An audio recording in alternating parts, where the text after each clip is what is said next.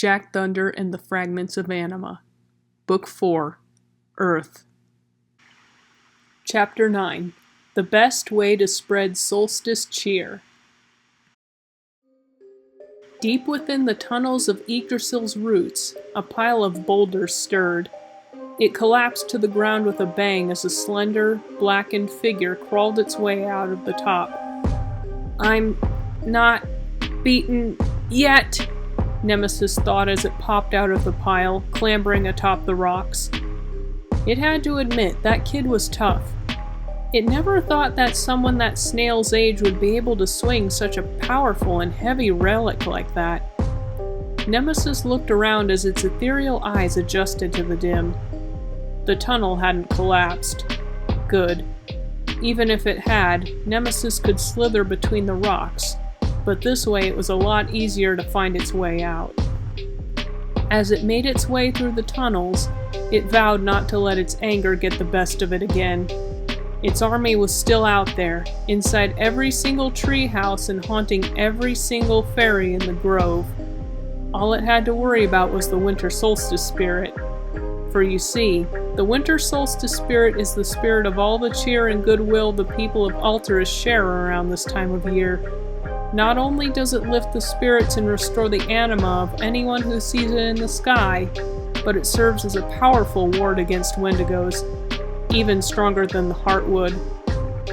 Nemesis made its way up the stairs and peered through the gap in Yggdrasil's trunk, towards the night sky. It's not there. Good. It wasn't quite time for the winter solstice spirit to appear. Not yet. But Nemesis knew it would take its place in the sky sooner or later. It just didn't know when. Nemesis disappeared in a cloud of black smoke. It would not fail this time. All of a sudden, the night sky darkened. It took Jack Thunder a moment to realize that those weren't clouds in the sky, but rather hundreds upon hundreds of wendigos. Their sulfur yellow eyes dotted the otherwise lightless sky. Without warning, a bolt of black lightning struck the ground in front of him. When the dust cleared, he could see Nemesis floating in the air just above his head. Two burly-looking wendigo guards flanked its sides. The wendigo general said nothing. It just pointed straight at Jack Thunder. At its command, the two wendigos at its side dove towards the team. The storm gremlin fought back with his own green lightning, to no avail. The team scattered, just barely managing to dodge the wendigo guards before they crashed into the ground. The wendigo storm became rougher. Even more black lightning bolts struck, throwing wood and earth into the air wherever they hit. More wendigos dove, seemingly shrugging off the team's attacks with ease. At this point, all they could do was hope to survive. They had no chance of even launching another attack at this rate. Nemesis smirked, peering down at the five as they began to tire. This was what it was so afraid of? Its army could keep on like this all night. Without the Heartwood to protect them, it was only a matter of time before those kids could no longer move. Then, there would be nothing stopping it from grabbing the fragments of Anima and draining the magic right out of them. All of a sudden, the clock struck 12. A resounding bong reverberated through the air as the wendigo storm above broke apart. With ear-splitting screeches, many wendigos plummeted straight to the ground. Nemesis looked all about. What was happening? A glance up at the sky gave it its answer.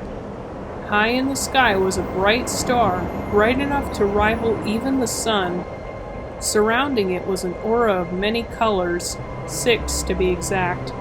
Red, yellow, green, blue, indigo, and violet cast their rays on the ground below, painting its many spectacular colors.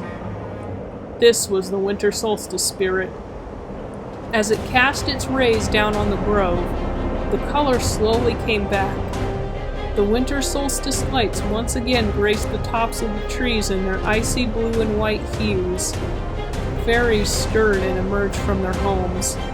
All over the grove, they could see the chaos happening at the foot of Yggdrasil.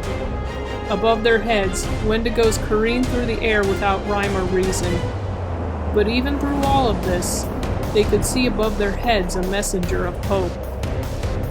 Taking advantage of the temporary lull, Jack Thunder waved Stormbringer in the air. It flashed its trademark green before the northern winds kicked up, blowing the rest of the wendigos out of the sky. Nemesis struggled to stay in the air as the gale turned icy cold. Shining crystals formed around its body, encasing it in ice as it crashed to the ground.